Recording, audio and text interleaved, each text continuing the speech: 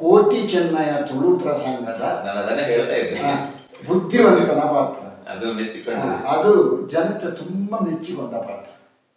ಅದರಲ್ಲಿ ನನ್ನ ಪೀಠಿಗೆ ಪ್ರಥಮ ನುಗ್ಗಿದ ಕೂಡಲೇ ಪೀಠಿಗೆ ಅದರಲ್ಲಿ ಜನರು ತುಂಬ ಅದನ್ನು ಎಂಜಾಯ್ ಮಾಡ್ತಾ ಇದ್ದಾರೆ. ಅದನ್ನು ನಾನು ಹೇಳಿ. ಮೂಡೈಡುಂಡು ಬೆಟ್ಟಲೇಸ, ಪಡ್ಡೈಡುಂಡು ಮಲ್ಲಕಡಲು, ಬರೆಕ್ಕೈಡುಂಡು ಬುಟ್ಟುಬೈಲು, ತೆಂಕೈಡುಂಡು ಮಲ್ಲಕಾಡು. ಈ ನಡುವಿತ್ತಿನ ಭೂಪ್ರದೇಶನೇ ತುಳುನಾಡು. ಈ ತುಳುನಾಡು ಕವಿಗಳಿಗೆ, ಕಲಾವಿದರಿಗೆ, ಯೋಧರಿಗೆ, ಧನ್ಯಾತ್ಮರಿಗೆ, ಪುಣ್ಯಾತ್ಮರಿಗೆ ಜನ್ಮ ಕೊಟ್ಟ ಪಾವನ ನಾಡು. ಈ ಪಾವನ ನಾಡಿಡಿ ಏತೋ ಅರವಸ ಮನೆತನ ಇಂಚೆ ತೆಂಕಾಯಿಗೆ ಬರ್ಕ ಕುಂಬಳೆ ಸೀಮೆ, 5 ಇಂಚಿ ಬರ್ತದ ಪಡಮಲೆ ಸೀಮೆ, ಹಂಚಿಕೊಂಡ ಪಂಜ ಸೀಮೆ, 5 ಹಂಚಿಗೊಂತ ಮೂಡಾಯ್ದು ಒತ್ತುಕೊಂಡ ವೇಣೂರು ಸೀಮೆ, ಅಜಿಲ ಸೀಮೆ, ಕಾರ್ಲ ಸೀಮೆ, ಮಾಯ್ಪಾಡಿ ಸೀಮೆ, ಈತ ಸೀಮೆ ತಿಕ್ಕಡಲ್ಲ. ಈ ಪಡುಮನೆತ ಬೂಡು ಪಂಪಿನವು ಬಂಗಾರದ ಬಟ್ಟಲನ್ನು ಜನಪ್ರಿಯ ಎಣಿಕೆ ಮಲ್ಪೇನಲ್ಲ. ಅವು ತಪ್ಪತ್ತು ಇದೆಗತ್ತು ಸೇರ್ನಾಯನೇ ಈ ಮಲ್ಲಯ ಬುದ್ಧಿವಂತೆ. ಒಳ್ಳೆಯ ಕಡಕ್ ಡೈಲಾಗ್ ಅಂತ ಹೇಳಿ. ಕನ್ನಡ ಪ್ರಸಂಗದ ಯಾವುದಾದ್ರದ್ದು ಪಾತ್ರದ ಭಾವನಾತ್ಮಕವಾಗಿ ಇರಬಹುದು, ಖಳನಾಯಕನಂತ ಆಗಿರ್ಬೋದು, ನನ್ನ ಹೇಳ್ಬೋದು. ನಂದು ಪೌರಾಣಿಕ ಪ್ರಸಂಗದಲ್ಲಿ ಬಹುಮಂದಿಗಳು ಮೆಚ್ಚಿಕೊಂಡ ನಮ್ಮ ಪುತ್ತೂರು ನಾರಾಯಣ ಹೆಡ್ಡೆಯಿಂದ ಮೇಲೆ ಕಂಸ ಯಾರು ಅಂತ ಕೇಳಿದರೆ ಕೊರತಿಗೆ ಹೇಳುದು ಅಂತ ಒಂದು.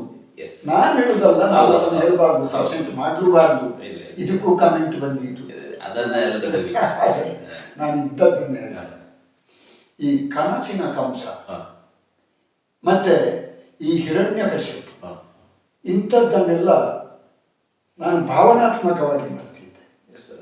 ಅದನ್ನು ಮೆಚ್ಚಿದವರು ನಮ್ಮ ಆ ಬ್ರಹ್ಮೈಕ್ಯರಾದಂತಹ ಪರಮ ಪೂಜ್ಯ ವಿಶ್ವೇಶತೀರ್ಥ ಸ್ವಾಮಿ ಸ್ಟೇಜಿಗೆ ಬಂದು ನನಗೊಂದು ಕಾಣಿಕೆ ಕೊಡಿಸಿದ ಪಾತ್ರ ಅಂತ ಇದ್ದರೆ ಅದು ಹಿರಣ್ಯಕಶಿಪು ಮತ್ತು ಕಂಸ. ಅದರಲ್ಲಿ ಕಂಸನ ಪಾತ್ರ. ಕಂಸ ರಣನಿಶಾಪಟ ಮಲ್ಲ ಕಂಸ. ಹೌದು, ಈ ಅಖಂಡ ಆರ್ಯಾವರ್ತದಲ್ಲಿರುವಂತಹ ಸಮಸ್ತ ವಿಪಾಲಕರನ್ನೆಲ್ಲ ತನ್ನ ಭುಜಬಲದಿಂದ, ತನ್ನ ಶೌರ್ಯದಿಂದ ಬಗ್ಗು ಬಡಿದ ಈ ವೀರ ಕಂಸ. ಆದರೆ ಏನು ಮಾಡೋಣ, ಇಂದಿಗಾಗುವಾಗ ಮರಣದ ದಿನ ಸಮೀಪಿಸಿದ್ದು ಈಗ ಅರ್ಥ ಆಗ್ತಾ ಇದೆ. ಹಿಂದೊಮ್ಮೆ ಘೋಷಯಾತ್ರೆ ಮಾಡುವಾಗ ಅಶರೀರವಾಣಿಯಾಗಿತ್ತು. ಕಂಸ, ದೇವತೆ 8ನೇ ಗರ್ಭದಲ್ಲಿ ಹುಟ್ಟಿದ ಮಗಿನಿಂದ ನಿನಗೆ ಮರಣ ಅಂತ ಕೇಳಿತ್ತು. ಆವಾಗ ತಾತ್ಸಾರಗೊಂಡಿದ್ದೆ. ಏನು ಅಶರೀರವಾಣಿ ಸುಳ್ಳಾಗುವುದಿಲ್ಲ ಅಂತ ಈಗ ಅರ್ಥ ಆಗ್ತದೆ. ಯಾಕಂದರೆ ಅಷ್ಟು ಗೊತ್ತಿದ್ದುಕೊಂಡು 8ನೇ ಗರ್ಭದಲ್ಲಿ ಹುಟ್ಟಿದ ಮಗುವಿನ ಮರಣ ಅಂತ ಗೊತ್ತಿದ್ದುಕೊಂಡು ಗಂಡ ಹೆಂಡತಿಯರನ್ನು ಒಂದೇ ಕೋಣೆಯಲ್ಲಿ ಹಾಕಿದೆ ಅಲ್ಲ. ನಾನೆಂತ ಹೆಂಡ? ನಾನು ತಿಳಿಯದವನು, ನಾನು ಓದದವನು, ವ್ಯವಹಾರ ಮಾಡದವನು.